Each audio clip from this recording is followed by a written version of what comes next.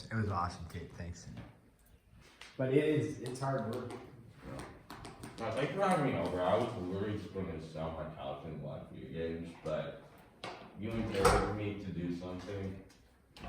Yeah. Well, anytime you want to come work, I have more work for you. Remember you were going to mow my lawn, but then your parents nixed that idea? I think because you didn't have a car, and they're going to have to drive you all over town. And, I do now. But now you do, yeah. So if you want to do some more work, I could, I could give you some work to do, if you want.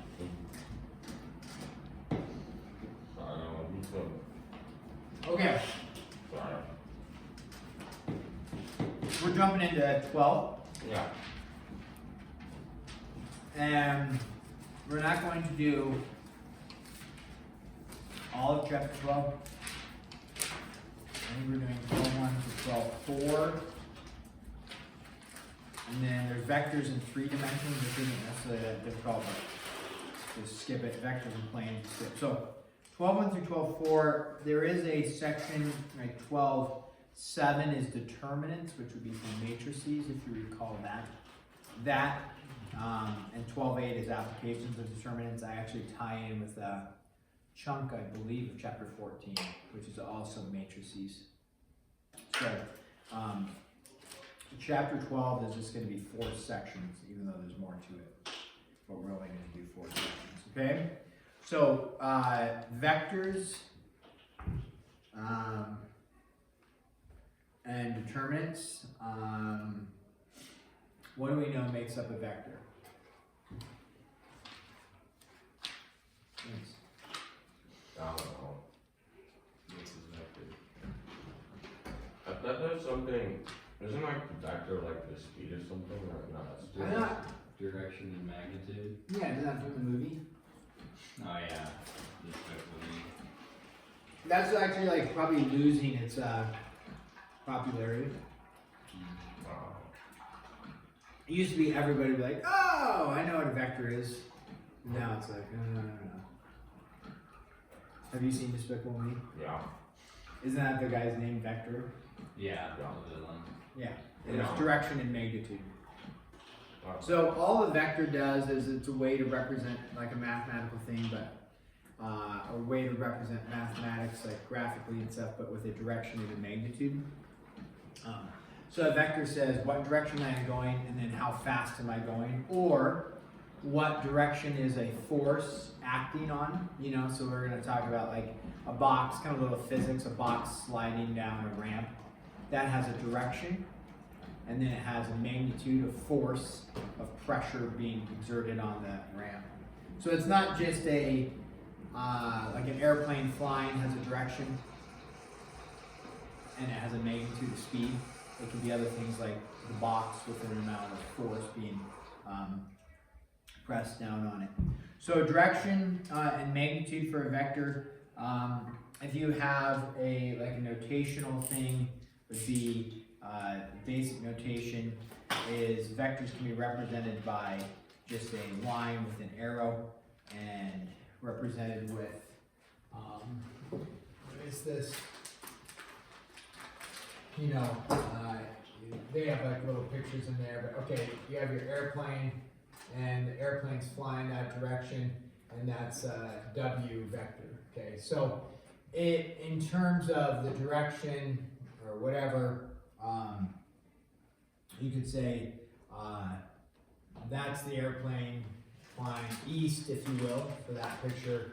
And then like the magnitude is going to be, maybe I shouldn't use W, but I was using that as but we can use V for vector. The magnitude of the vector would represent, so like this direction would represent the direction that it's going. So okay, it's going east. And then the magnitude is how fast it's going, and that is with an absolute value symbol, like that. And so when you see absolute value around a vector, that represents the magnitude of it. So in the case of like an airplane, the magnitude would be how fast is the airplane going? You know, so whatever it is, you're like, okay, 600 miles per hour, okay. So, but the notation is absolute value, but you're not doing the absolute value, it's just representing the magnitude of it. So like in this case, again, the speed of the vector. You can add vectors together. So if you have AB, vector AB.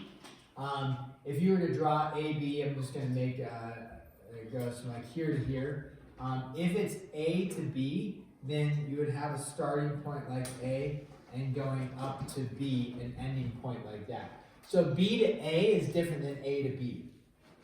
Because if you're going from A to B, it means you're starting here and going out that direction.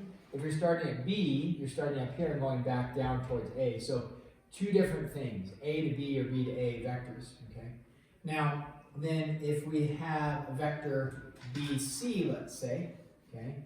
And we say, okay, BC, let's just go C like that, okay? That would be vector BC. If you were to add those together, so you said, okay, AB plus BC, what you do is essentially you make a, and I'll do it in black, is you make a parallelogram like this with the two sides like this. You don't have to make the parallelogram though. But if I'm adding the two vectors, I'm going to say vector AB plus vector BC, what's my, what we call the resultant vector, the result of adding the two vectors, and that in this case is simply the diagonal from A to C, like that. So if you add these two together, and you say, okay, what's vector AB plus vector BC added together, what do you end up with? You would end up with vector AC. And just to help you make a note or figure out that, or remember that, what you can do is just draw the parallelogram. Now, an easy example to think about when vectors are added together is it would be like you have a plane, an airplane, and you'll have a problem like this.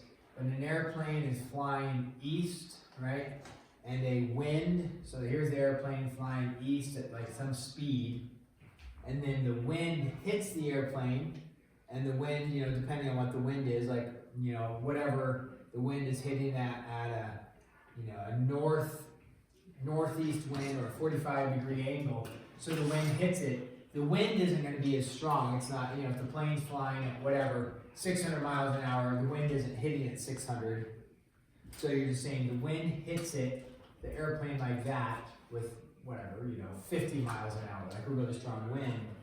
What happens to the airplane? Well, if the airplane doesn't adjust, and this is just basic, it's not actually talking about the physics of like airflow over the plane, and, you know, so the airplane's not going to just get knocked off course.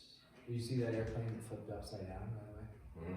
It landed in Canada. It's like a Delta airplane. It was just the other day. It landed, had like a hard landing, and then caught on fire and then flipped upside down. Wow. And like skidded to a stop, but everybody survived.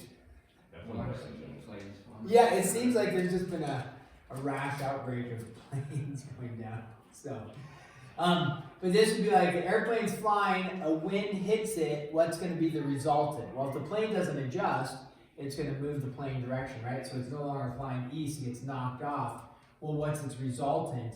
What you do is you make a little picture like that and say, okay, what's the parallelogram like that? And then the resultant is the plane is flying in a new direction unless it adjusts it. So like how much off course does the plane get knocked? Yeah.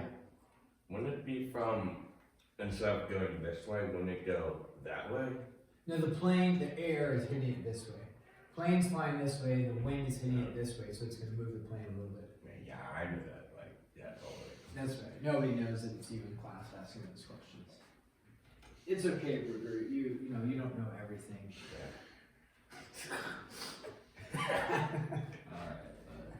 All right, bud. That's a Grayson statement right there. You've been on too many double dates with Grayson lately. Okay, so that's the that would be the resultant there. So that's where you'll see the vectors added together. You can have opposite vectors represented. So I mean, you could have, you know, if vector, you know, if this is vector v, then negative v would would just look like this going in the opposite direction. So you can have things like that. If I said 2v, you know, and if this is v, 2v would just be you take your vector, multiply it by 2, and extend the distance out by 2. So you can represent vectors by that, or like with multiplication, just doubles it. Okay, so let's do some examples of vectors. So sketch an arrow representing a ship's trip W. Okay, so a ship's trip W, so that's going to be like our vector of 200 miles on a course of 200 degrees. Okay, so we're going to have to review our degree, how we draw that. So we're going to sketch an arrow representing the ship's trip W. W does not stand for west, it just stands for a vector, okay? So, on a course of 200, so how would I do that? 200 degree course, when we talk about navigation, what direction do we start? Do we start looking like on an XY plane on the x-axis and then going on direction? When we're doing a Because north. north and then Or clockwise. clockwise, right? So you say, okay, and if you want to, you know, if you want to draw a northeast like that, just an XY plane, but we're thinking northeast, southwest, okay, like that. So then if it's a course of 200, you start north and then you go like clockwise, right? And then 200 degrees. So you go 180 and then how far? 20. 20 more, right? And then it says it's gone 200 miles, so that's like its magnitude. It's not going 200 miles an hour, but it's gone 200, so that would be its distance. So you just go, okay, out something like that, sounds good. Okay, there's no, oh, do I need to measure, that sounds good. So would V be 200 or? W, the magnitude of W would be 200. But this, so that's all you do to represent W, the course of 200 degrees for 200 miles. Then it says sketch 3W, and then describe what does that represent. So if you're going to sketch 3W, you say, okay, that means, well, what does that mean? Did the ship change course if it's 3W? No, so the ship is still going, like, you know, there's a 20 degree angle there. If this was W, then 3W would need to be represented by 3 of them, right? So it's gone here, and then, you know, another one, so there's 3W. You don't put those marks, I'm just representing that's like 3 of them. So there is our ship, there's 3W, like that. What does that represent? They're just asking, like, here, 200 miles, 200 degrees, what does this represent? What does 3W represent? And in terms of a vector, you just need a magnitude and a direction. So what's its direction? Still.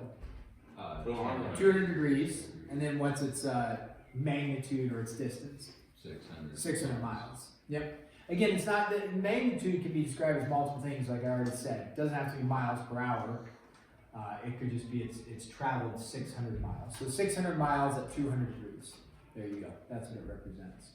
Now then it says sketch negative 1.5. So if you went to sketch negative 1.5 W, what does that look like, and then what does it represent? So a negative 1.5 W, what does the negative do? Well, it's going to make it travel the opposite direction. Okay, so before it's traveling like this, right?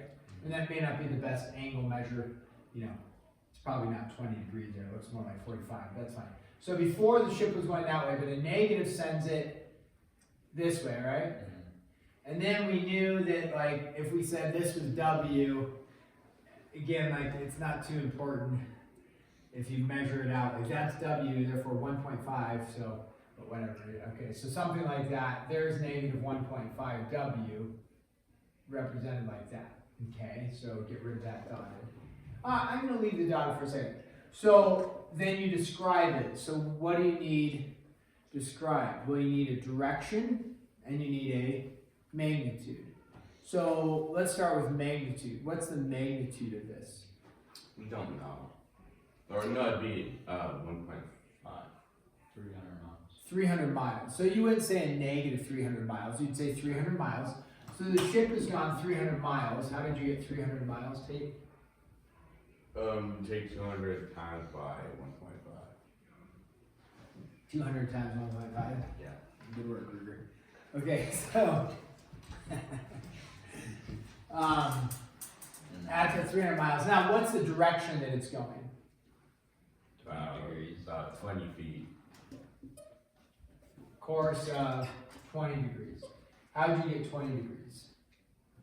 It's the opposite adjacent angle. It's vertical angles. Yeah, vertical angle. Yeah, vertical angle, yeah. So that if this is 20, this is 20.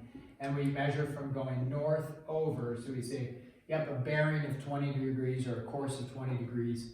You don't have to say 20 degrees east of north, because it's, if you say it's a course of 20 degrees, it's always understood you're starting north, going east.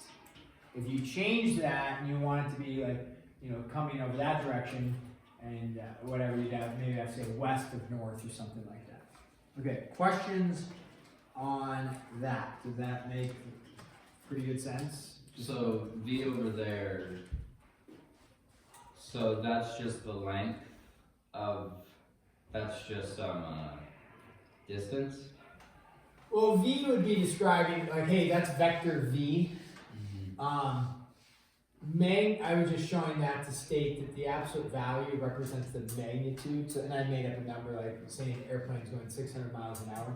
A vector, though, if you were to describe a vector, it needs two things: course and magnitude. So technically on this, if I said describe vector V, what's going on, you would say it's an airplane going, you know, east. 90 degrees. You could say 90 degrees east with two E's, or 90 degrees at, you know, 600 miles per hour. I was stating that that's going 600 miles per hour. Well, I would just, so if this is vector V, there's two things going on with vector V. What is it? It's a direction and magnitude. You can describe the direction there and then describe the magnitude there. Notationally, if you see an absolute value around V, they're saying what's the magnitude. So technically, like right here, this, you know, is the absolute value of negative 1.5 W. It's not absolute value, it's magnitude. So it's not like, oh, absolute value, we're turning that to a positive. That's not the point. They're saying what's its magnitude, like that. Does that make a little sense? Clarify? Yeah. Please can you call me? Yeah.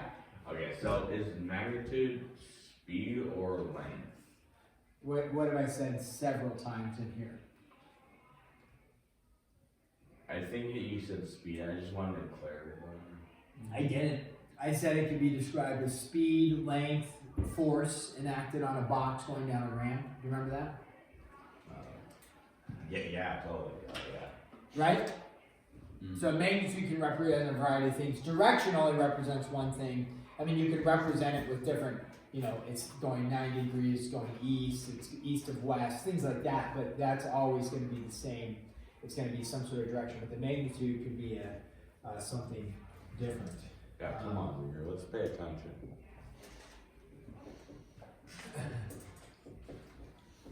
Draw a parallelogram, okay, A, B, C, D, and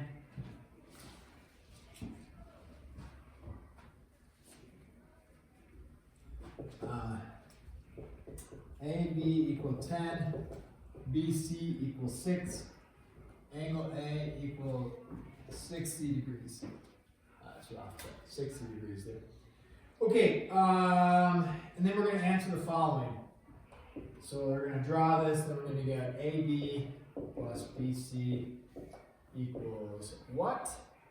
Part B is going to be AB plus BC equals what?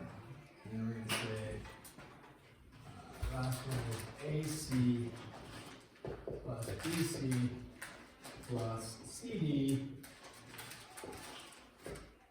equals what? Alright, so we have these three things going.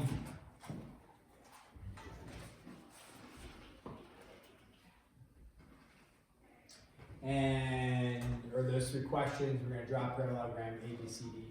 By the way, what defines a parallelogram?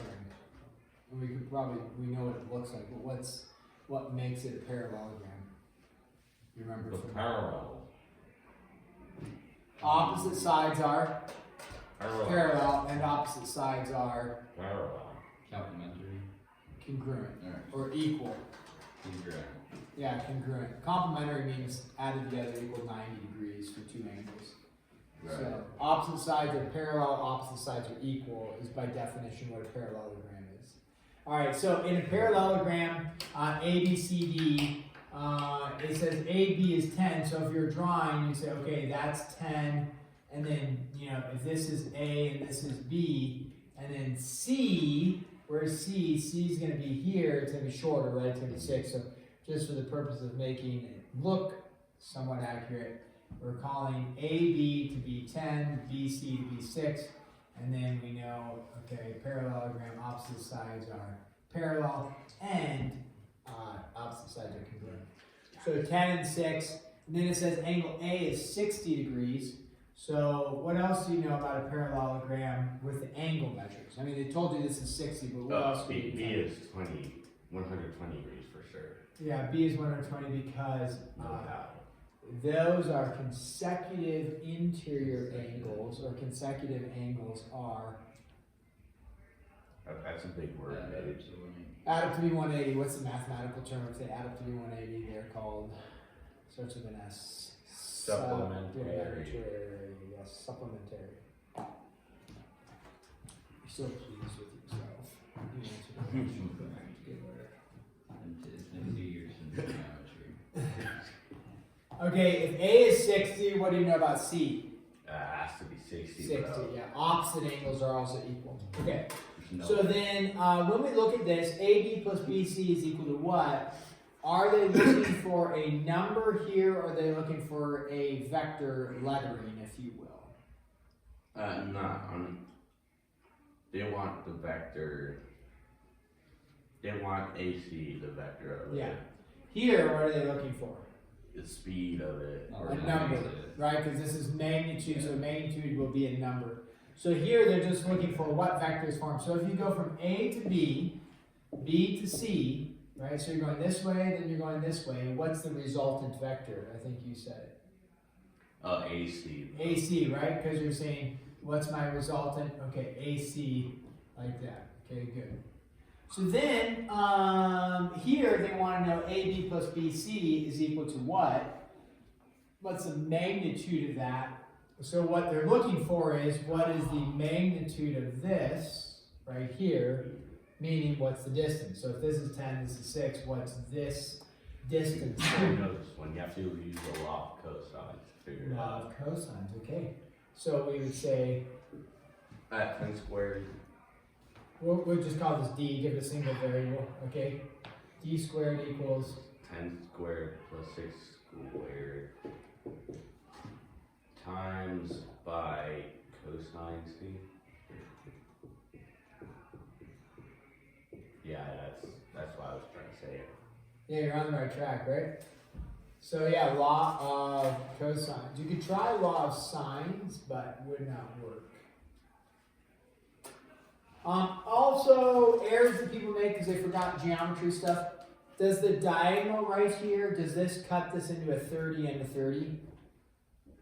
Not No. necessarily. No, it does not. If it was a rhombus, it would, which is also a square, but it doesn't cut it into a 30 and a 30. So yeah, law of cosines is necessary. Again, if it's cosine of 120, this could be required to do simplest radical. But we could also, I think the book will give us a decimal answer for it possibly, or it comes out exact, I don't know. It's a whole number. That's a whole number. Yeah. What do you get? 196. And then the square root of it, Oh, that's right. we know off the top of our 14. head is 14. Good. So yep, our magnitude is 14. So again, it's not necessarily, it could be a speed, it could be a distance, it could be a force enacted. Okay, so now we want what is the magnitude of AC to BC to CD. So what they're stating here is this to this to this. What vector is formed? That's kind of a tricky one because we haven't really talked about it. There's not a nice, perfect, oh yeah, just draw the resultant between the two things. Now it's three things. So you're going from AC. I did not mean AC, I meant AB. That could be, yeah, I meant AB there. So from AB to BC to CD, so like this to here to there, the resultant vector, any guesses what the resultant vector is? Is it gonna be like 80?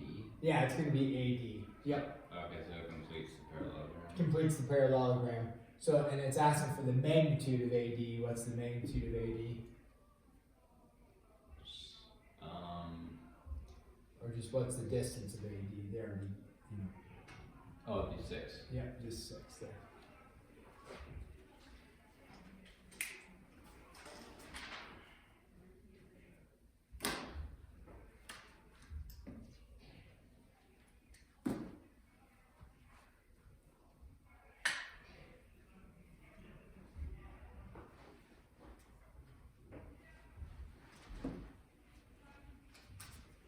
Okay, you have a couple questions like this. It'll say,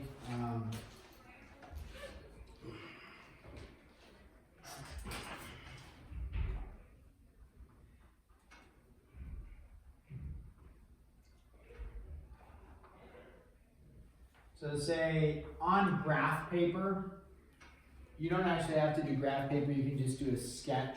They say graph paper because then you can kind of measure out, you know, distances a little bit and say each little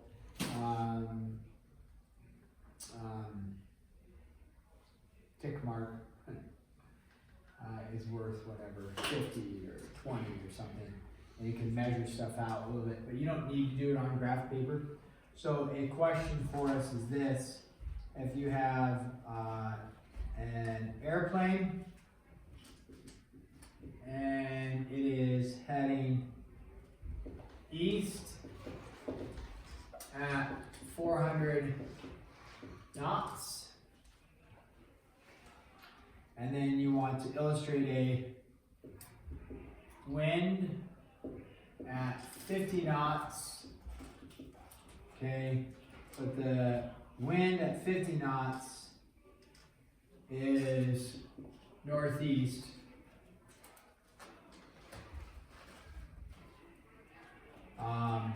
The question we want, so we're gonna graph that.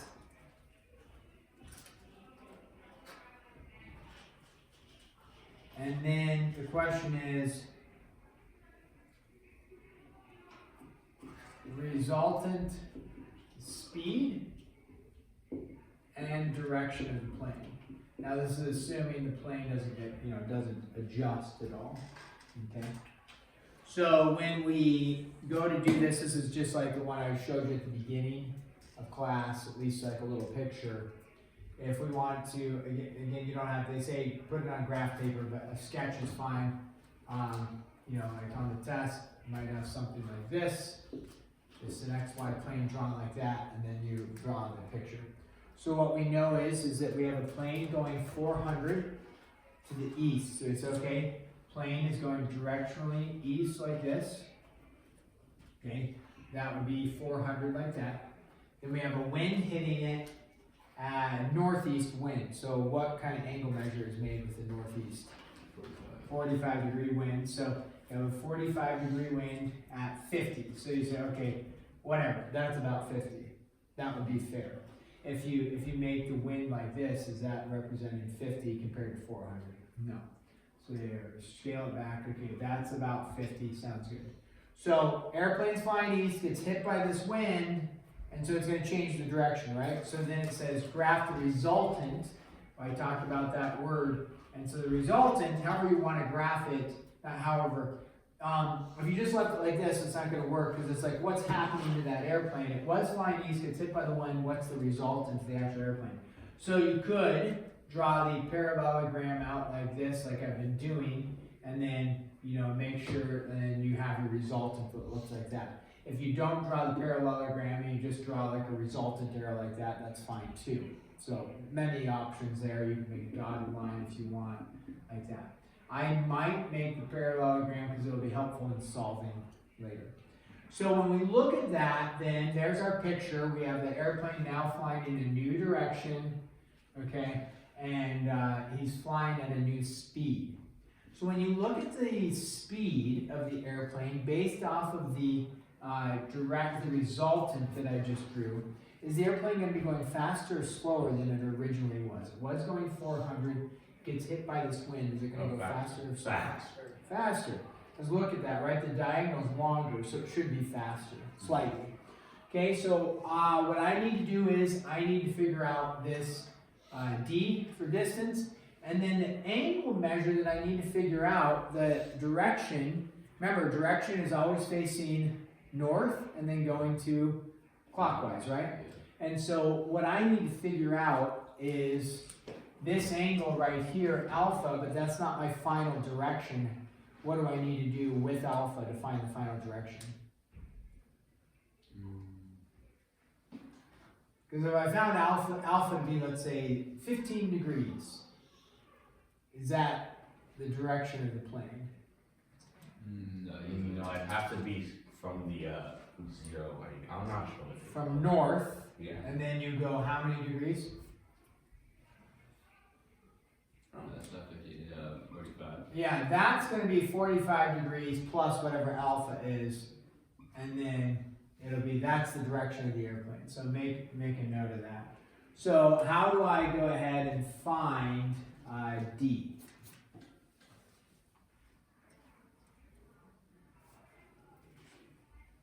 What would be a step to take? You could pray about it. You could.